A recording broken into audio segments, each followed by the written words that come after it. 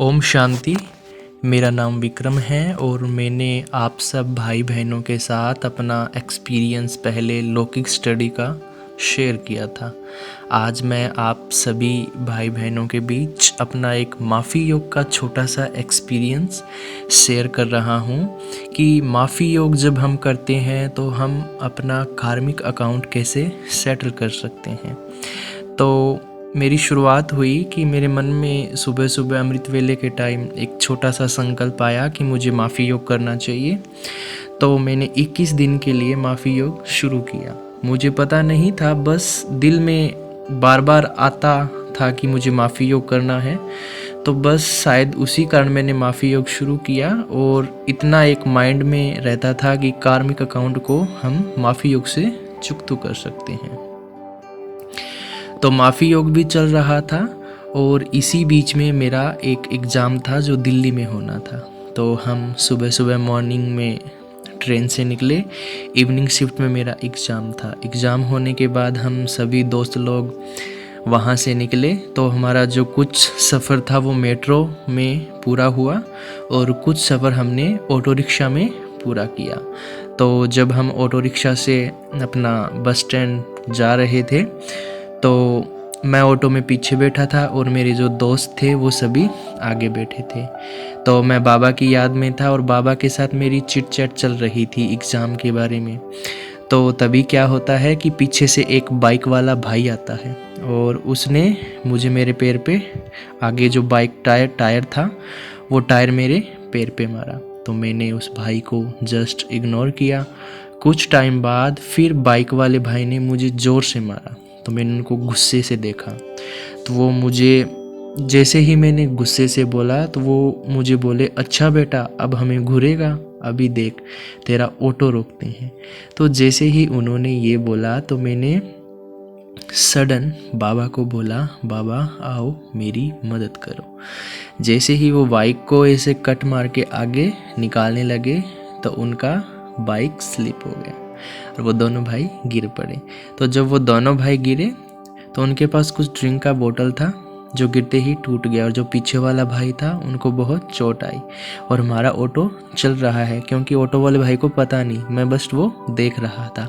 तो जो आगे वाला भाई था वो खड़ा हुआ और उसने मेरी तरफ देखा और दोनों हाथ जोड़े और कान पकड़ा और वो अपने काम में लग गया। तो मैंने चलते हुए ऑटो में बैठे बैठे बस वो देख रहा हूँ। तो बाबा को मैंने थैंक यू बोला और हम वहाँ से फटाफट निकले। फिर मैंने ये बात अपने दोस्तों को बताई। तो दोस्तों ने माना, उनका अपना पॉइंट ऑफ व्यू था कि हमें बताना था, रोकना था, लेकिन मैं वो सिर्फ देख रहा था। तो उसी टाइम मुझे ऐसे फील हुआ कि कहीं ना कहीं शायद कोई बहुत बड़ा भी कोई कार्मिक अकाउंट हो तो हम माफ़ी योग से भी उस कार्मिक अकाउंट को कितना छोटा बना सकते हैं। तो बाबा को थैंक यू बोला और मुझे ऐसा फील हुआ कि माफ़ी योग में बहुत बहुत बहुत पावर है।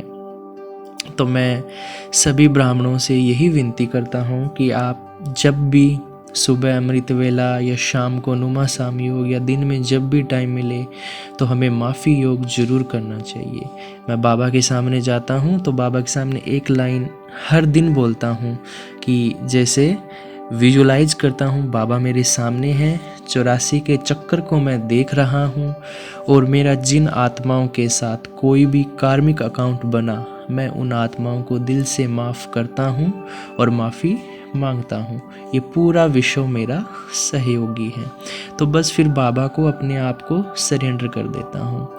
एक छोटा सा अनुभव और कि ऐसे ही एक बार मुझे मधुबन जाना था तो मुझे एक दिन पहले टिकट बनवाना था।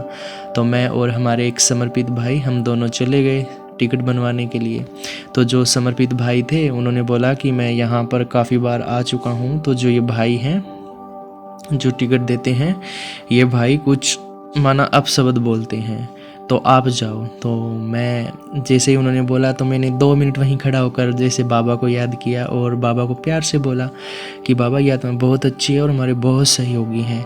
तो मैं इतना बोलकर आगे गया। तो मैं वहाँ जैसे भीड़ थी तो मैं वहाँ से निकल रहा था तो उन जो टिकट वाले भैया थे उन्होंने हल्की सी स्माइल दी। तो मैंने भी उनकी तरफ स्माइल दी। जैसे उन्हें स्माइल दी मैं आगे चला गया लाइन से। तो आगे गया तो मैंने बड़े प्यार से बोला कि सर मुझे मधुबन के लिए टिकट चाहिए। तो उन्होंने हंसते हुए टिकट दिया और मैंने उनको प्यार से थैंक यू बोला और बस फिर मैं वहाँ से निकला। तो मुझे ऐसे फील हुआ कि अगर थोड़ा सा भी हम किसी भी आत्मा की तरफ पॉजिटिव अपना रिस्पॉन्स, वाइब्रेशन या कुछ भी रिगार्ड देते हैं तो उसका जो रिजल्ट है वो प्रत्यक्ष फल में हमें देखने को मिलता है। और ब्राह्मणों के पास तो एक बहुत बड़ी शक्ति है जो बाबा ने हम सबको दे रखी है और वो है संकल्प शक्ति। तो हम संकल्प शक्ति से इस दुनिया में कुछ भी कर सकते हैं, क्योंकि ब्राह्मणों के पास ये सबसे बड़ी चाबी है संकल्प की शक्ति। अच्छा, ओम शांति।